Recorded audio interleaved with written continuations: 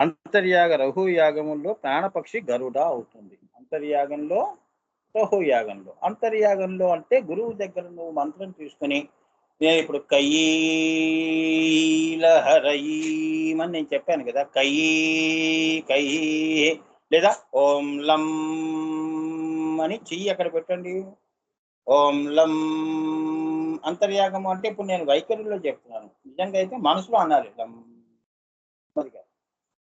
అక్కడి చేయి పెట్టి ఉన్నప్పుడు అలా నిరంతరంగా లం లం ఓం లం లం లం లం లా.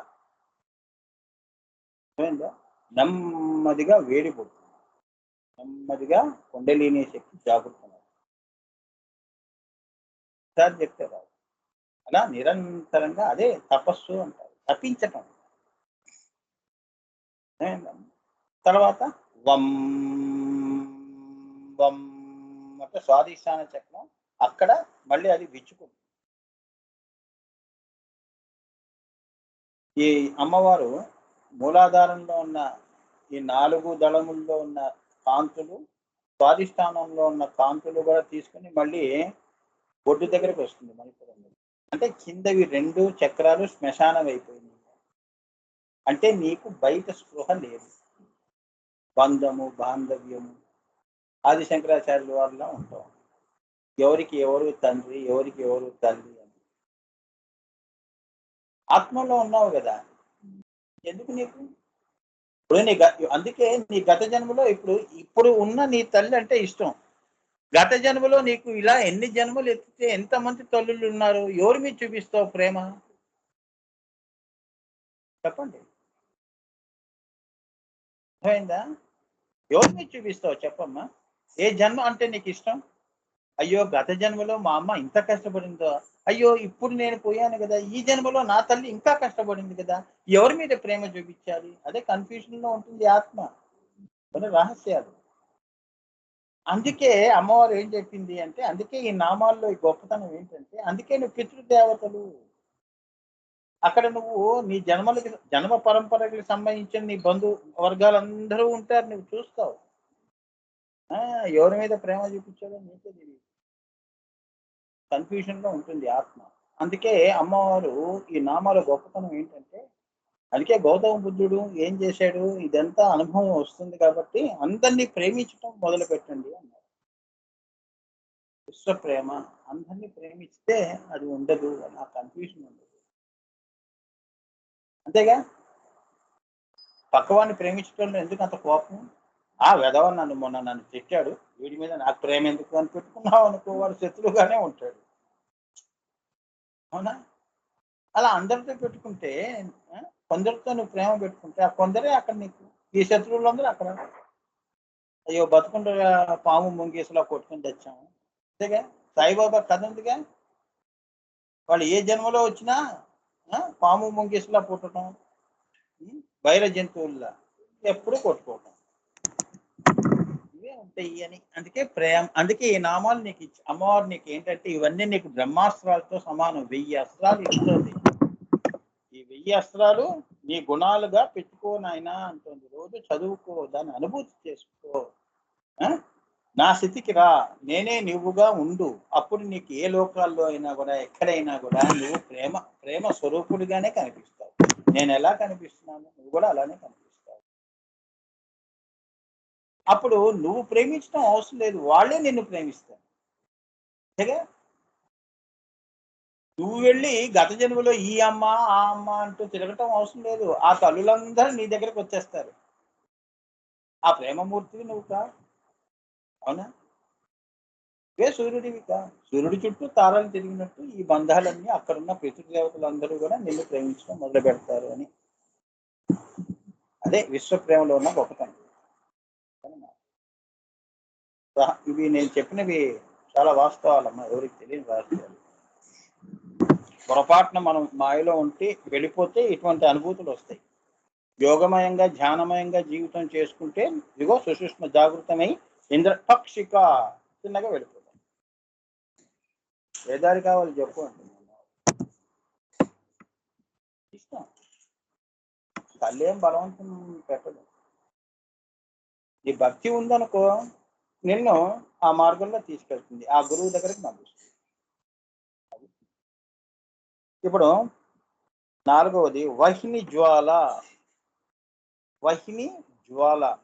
వహిని జ్వాల అంటే అమ్మవారే వహిని జ్వాల. వహిని అంటే అగ్ని జ్వాల. అగ్ని సమాత్మకం జగత్. సూర్యుడు చంద్రుడు అగ్ని, అవునా? సూర్యుడు చంద్రుడు అగ్ని. మరి ఆవిడ వహిని జ్వాల. దాని నుంచి ఇంత సృష్టి అండపిండ బ్రహ్మాండాలు వచ్చింది. ఇప్పుడు నీ శరీరంలో కూడా వహిని జ్వాల ఉంది. వాతాపిత్త కఫం, అవునా? వాతాపిత్త కఫంలో ఏమైనా తేడా వచ్చిందనుకో జ్వరం. గురుగారు జ్వరం వచ్చింది, గురుగారు 101 రీడింగ్, ఏమైందా?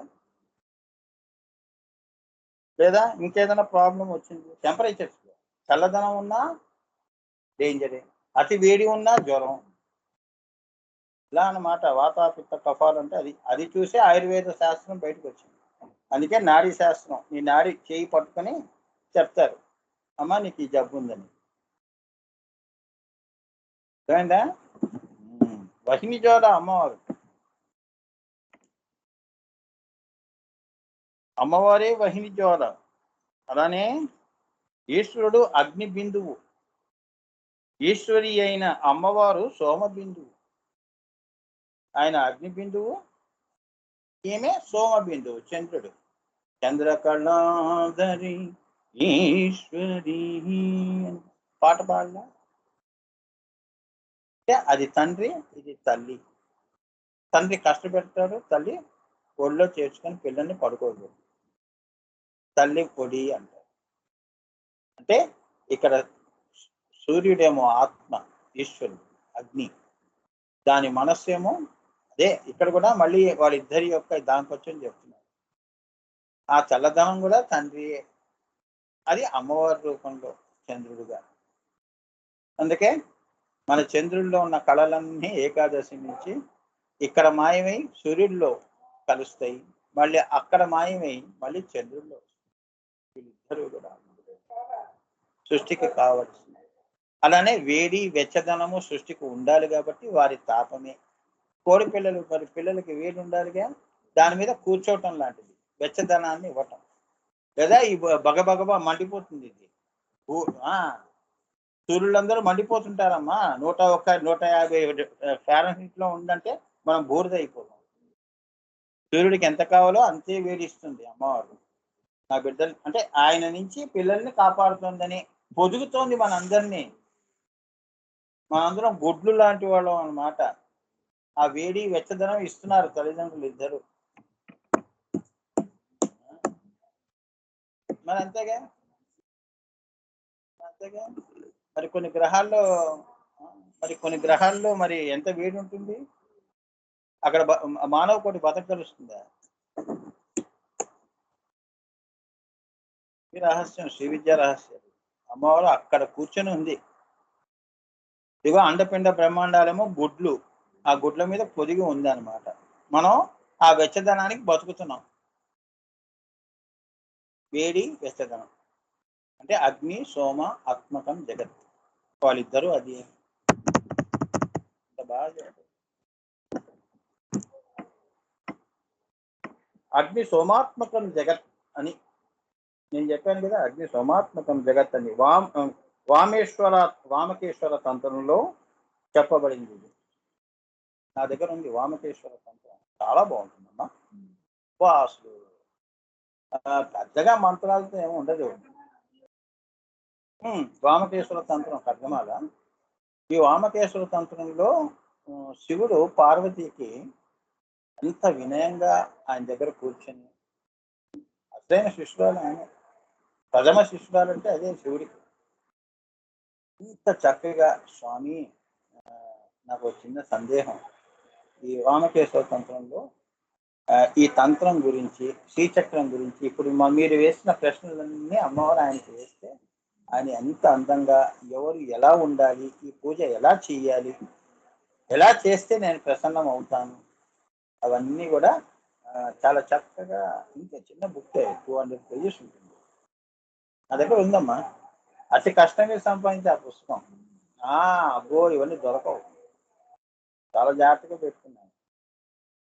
త్రైలోక్య మోహన కవచం కూడా వాళ్ళిద్దరు ఈమె అడిగింది. ఆ బిడ్డలకి త్రైలోక్య మోహన కవచం ఎవరికి చెప్పొద్దు అంటాడు ఆయన. ఈమెమిటి తల్లి ప్రేమ కదా,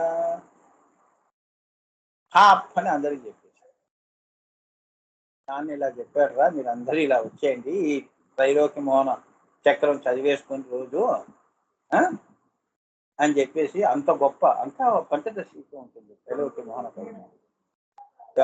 3 భూపురాజుల రేఖలు దాటేసేసి రుద్రలోకం, వసులోకం, ఆదిత్యలోకం దాటేస్తే నా దగ్గరికి వచ్చేస్తారు. ఇదే త్రైలోక్య మోహన కవచం. ఈ 3 గీతలు లక్ష్మణ రేఖలు దాటండి రా, ఇదిగో దాని మంత్రం ఇది నాన్న ఇచ్చారని చక్కని ఇచ్చేది.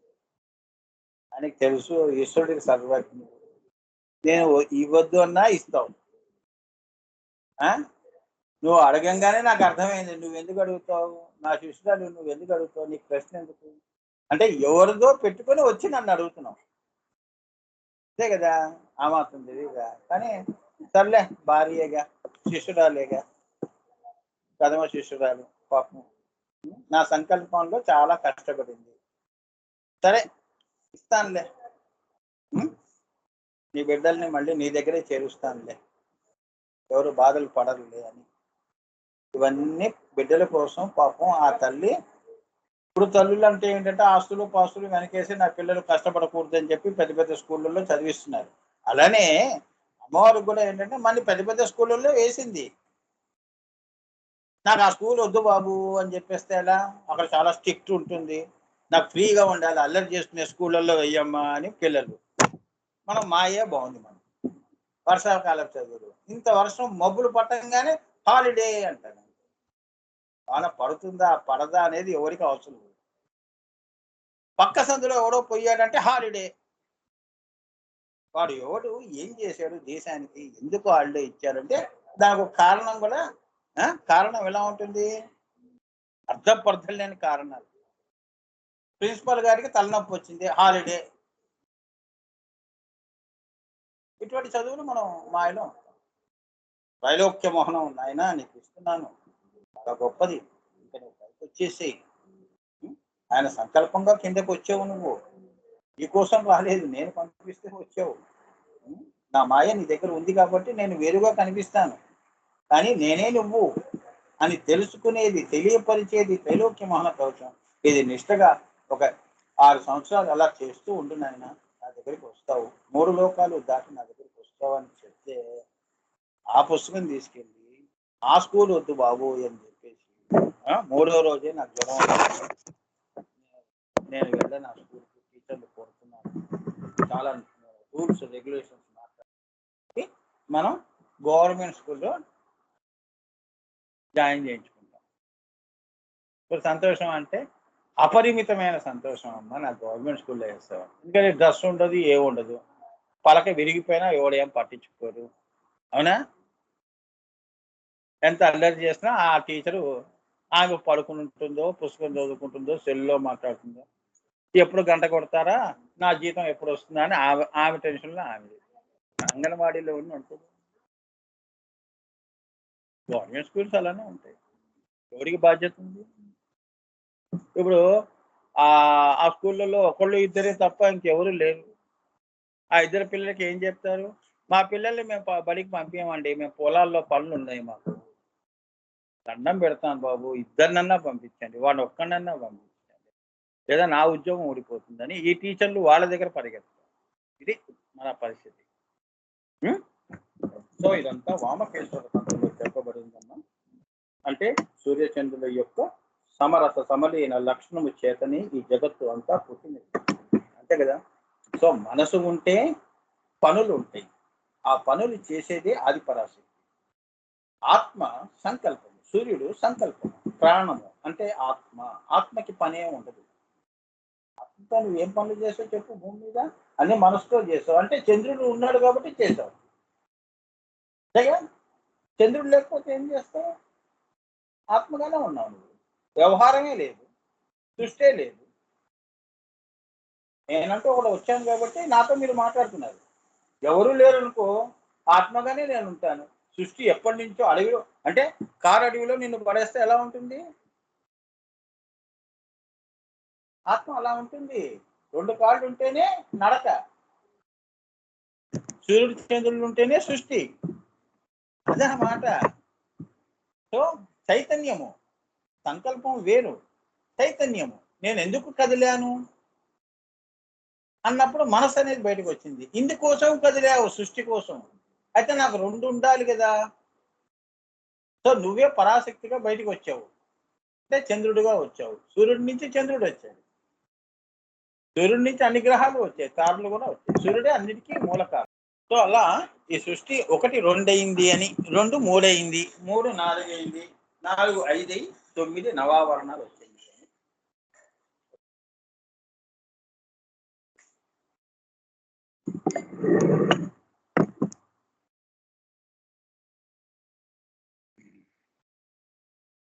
సో సూర్యచంద్రుల యొక్క సమరస సమలీన లక్షణము చేతని ఈ జగత్తు అంతా కూడా పుట్టింది అని. లేదా మనసు ఉంటేనే పని, మనసు లేకపోతే పనే ఉంది. అందంగా చెప్పారు. కాబట్టి వహిని జ్వాల అంటే ఈశ్వర స్వరూపములో ఉన్న అగ్ని బిందు. ఆమె ఈశ్వరుడిలో వహిని జ్వాలగా ఉంటుంది, అంటే కోరికల రూపంలో ఉంటుంది.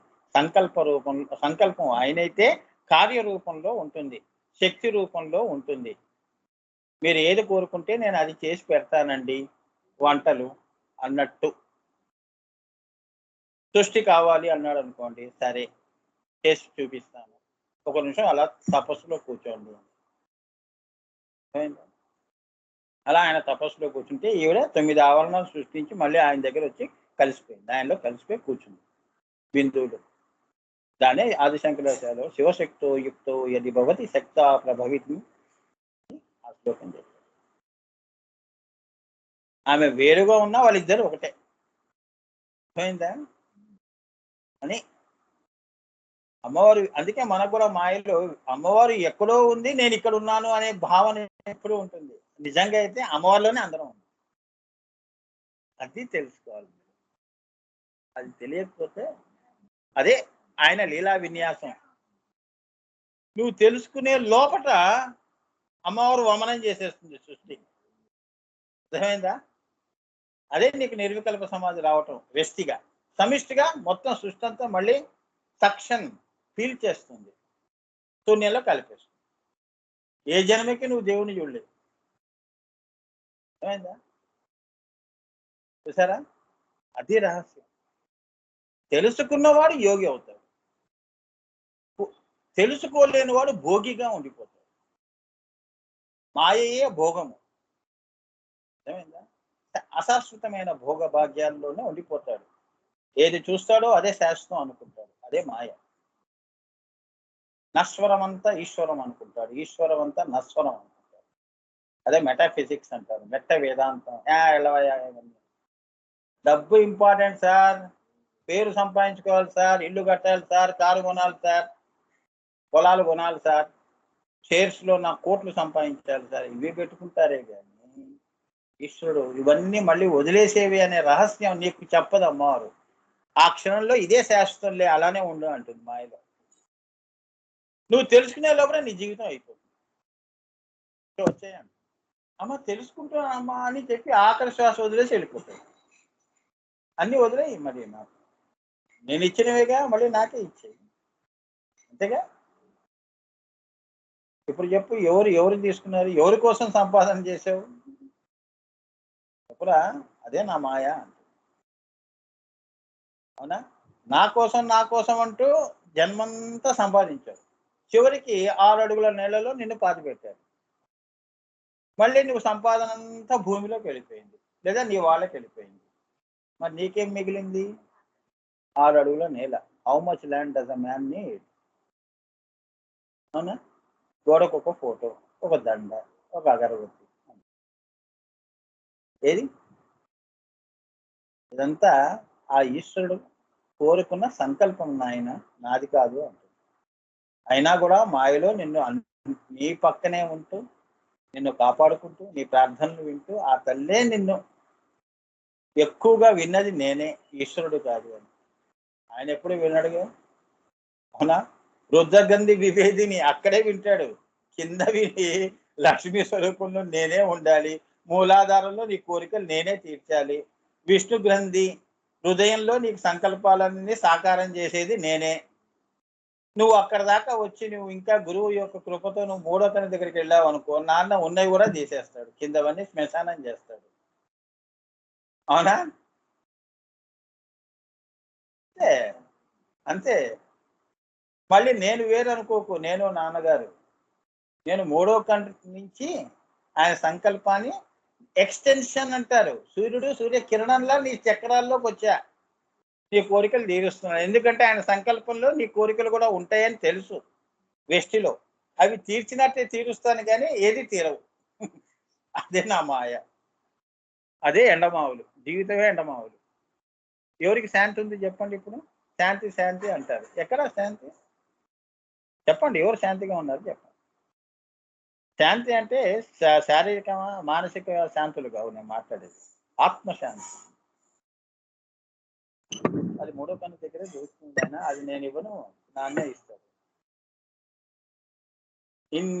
అదే పక్షిక అంటే ఆ ఇంద్రియ ఇది ఇంద్రుడిని జయించటం అనేది ఆయన్నే చేస్తాడు.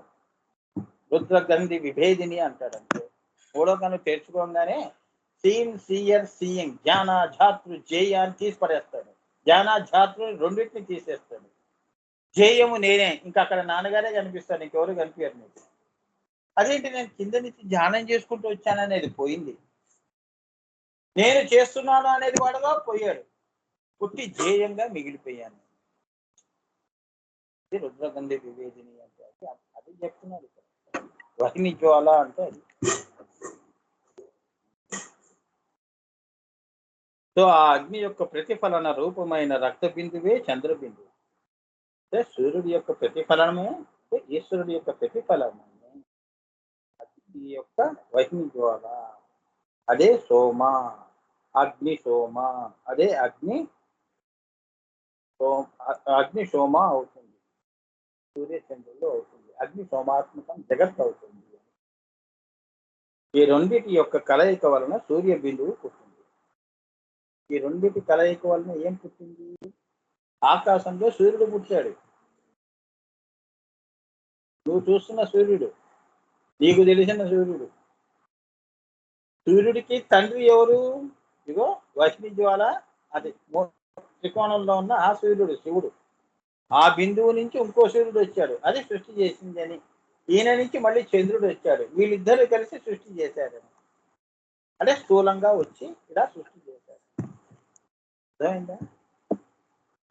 ఎంత డీప్ గా ఉంది. సో పుట్టింది. అది కూడా జగత్తునకు చిదగ్నిని ఇచ్చే ప్రాణస్వరూపము. ఈ జగత్తుని సూర్యుడేగా మనం పోషిస్తున్నాడు. సో ఇది కూడా అమ్మవారి స్వరూపం సూర్యుడు కాబట్టి, చంద్రుడు కూడా అమ్మవారి స్వరూపం కాబట్టి, చంద్ర కళాధరి కదా స్థూలంలో ఆమె. సో ఆమె మనసు కదా. సో వీళ్ళిద్దరు కూడా మనకి కనిపించే తల్లిదండ్రులు. వీళ్ళిద్దరిని ఈ తల్లిదండ్రులకి పైన ఉన్నారు అసలైన తల్లిదండ్రులు.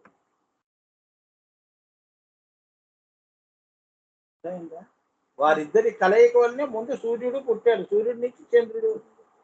ముందు వాళ్ళు వస్తేనే కదా పిల్లలు పుట్టేది. సూర్యుడేమో శుక్రము, మనస్సేమో శోణితము, మెన్స్ట్రువల్ సైకిల్స్ సృష్టిలో అంతే కదా. ఆ ప్రకారంగా పుట్టుట అనేది ఉంటుంది. క్షేత్రము, జలము, శోణితములు ఇలా ఉంటాయన్నమాట. అవి పుడతాయి. దాని వలన నీటి నుంచి మానవుడు పుట్టాడని. నీరు అంటే ఏమిటి? మళ్ళీ చంద్రుడు. ఈ చంద్రుడు ఎక్కడి నుంచి పుట్టాడు? సూర్యుడి నుంచి పుట్టాడు. వీళ్ళిద్దరి కలయిక వలన శరీరము పుట్టింది, ఆత్మ పుట్టింది. కిరణము వలన శరీరం వచ్చింది అని. నారాయణ్యం నారాయణీయం. అమ్మవారు తేజస్సు నుంచి లోకాలు పుడుతున్నాయి కదా. అంటే అణువులో ఎలక్ట్రాన్స్, న్యూట్రాన్స్, ప్రోటాన్స్ పైన తేజస్సు. తేజస్సు కిందకి వచ్చినప్పుడు న్యూట్రాన్స్, అంటే న్యూట్రాన్స్, ఎలక్ట్రాన్స్, ప్రోటాన్స్ అయి అణువై, అణువులై మళ్ళీ మాలిక్యూల్స్ అయి ఇంత పెద్ద సృష్టి జరిగింది. ఒకటి అన్నావు, రెండు ఎలా వచ్చింది? ఒకటి ఒకటి అంటే రెండు వస్తుంది స్వామి. పెంచుతున్నావు కదా, అలా సృష్టి జరిగింది. గొప్ప వైష్ణవి జ్వాల అంటే. సో ఆ చితజ్ఞని ఇచ్చే ప్రాణ స్వరూపాలే ఈ సూర్యచంద్రుడు. మరి సూర్యుడు ఉంటే మన ప్రాణం ఉంటుంది, చంద్రుడు ఉంటే మన మనస్సు ఉంటుంది, కోరికలు ఉంటాయిగా. సముద్రంలో కెరటాలు పౌర్ణమి నాడు ఎలా ఎగిసి ఎగిసి పడతాయో అలానే మరి యవ్వనాల్లో కానీ ఎక్కడైనా కూడా అవి అలా ఎగిసి ఎగిసి పడుతూ ఉంటాయి. ఆలోచనలు, ఊహలు, కోరికలు, ఇవి అవి. అది చెప్తున్నాడు, ఎంత అందంగా చెప్తున్నాడు. ఇవన్నీ కలిపి అమ్మవారు వహ్ని జ్వాల అయినది. ఆవిడ వహ్ని జ్వాల అయింది. బిందు నుంచి ఆవిడ ప్రస్థానం చేస్తే నిన్ను సృష్టించే వరకు కూడా ఆమె వహ్ని జ్వాల. ఎక్కడో మండే జ్వాల కాదు. సృష్టిలో అంటే ఏంటంటే ఒక చిమ్నీలో ఇటుకలు ఉన్నాయనుకోండి, చిమ్నీలో ఎలా ఉంటుంది వహ్ని జ్వాల, ఇటుకలన్నీ గట్టి పడుతుంటాయి, అలా లోకాలు గట్టి పడుతుంది. ఆ జ్వాల వేడి ఉండాలి. కారు నడుస్తుంది అంటే పెట్రోల్ ఎలా ఉంది, అది ఉంది కాబట్టి మంట వస్తుంది. ఎలా ఏముంది తుడుచుకుంటూ ఏం చేస్తాం గ్యారేజ్లో, అమ్మపడేయండి. ఇంజిన్ ఫ్యూయల్, ఫ్యూయల్ అంటారు. అది లేకపోతే ఎలా అమ్మా, సూర్యుడు లేకపోతే ఎలా?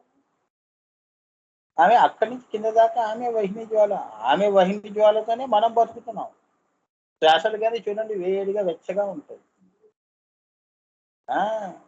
రక్తం కూడా వేడిగా ఉంటుంది, వెచ్చదనం ఉండాలి. లేకపోతే చల్లబడిపోయిందంటే కోల్డ్ బ్లడెడ్, వాడికి ఏమో ఏమో అయిందిరా చూడండి రా బాబు.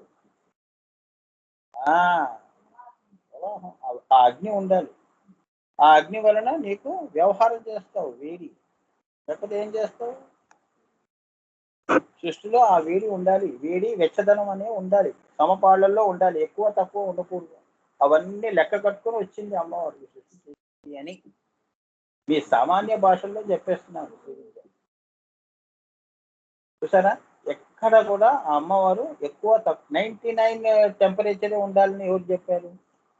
100 ఉండొచ్చు కదా అంటే వెంటనే పెరుగుతుంది అది. అదేమిటి? అదొక ధర్మము.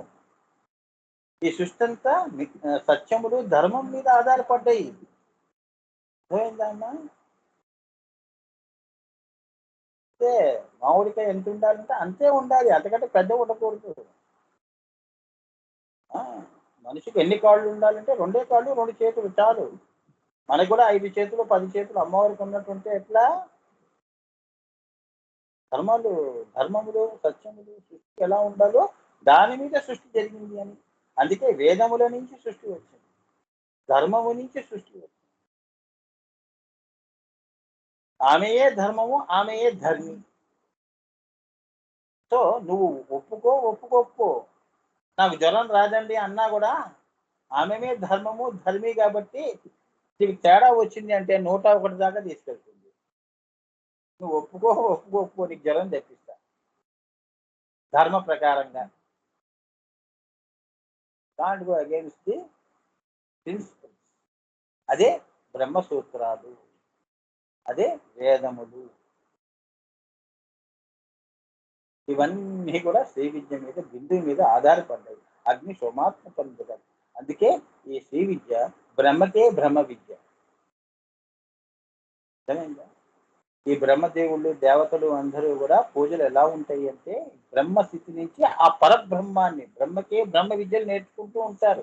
అవే నారద మహర్షులు వీళ్ళందరూ కూడా ఆ పైన మనం ఈ బ్రహ్మ విద్య ఓం హ్రీం ఓం చాలమ్మ నాకు ఇంతకంటే ఎక్కువ ఆకాశం దగ్గర ఆచేస్తారు. వాళ్ళందరూ హ్రీం దగ్గర ఉండి శ్రీం ఈం అనుకుంటూ గానాలు చేసుకుంటూ వెళ్తూ ఉంటారు దేవతలు మణిదీపాల దగ్గర. అదనమాట. ఇంకా మనలాంటి వాళ్ళు ఇంకా అప్పుడే ప్రాథమికంగా ఉన్నవాళ్ళు ఓం చాలండి మాకు, ఓం ఓం ఓం అనుకుంటే ఇలా. సో ఓంని హ్రీం చెయ్యాలి, హ్రీంని శ్రీం చేయాలి, శ్రీంని ఈంకారం చేయాలి, పరానాదం చెయ్యాలి, నేను ఈంకారంలో నిర్వికల్ప సమాధిలో వెళ్ళిపోవాలి అనేది పైనున్న హయ్యర్ ప్లేన్స్ లో ఉన్నవాళ్ళు. పై లోకాల్లో ఓం భూ ఓం భువ ఓం శువ ఓం మహ ఎక్కడి దాకా సత్యలోకం నుంచి ఇంకా వాళ్ళందరూ పరా పూజలు చేస్తారు.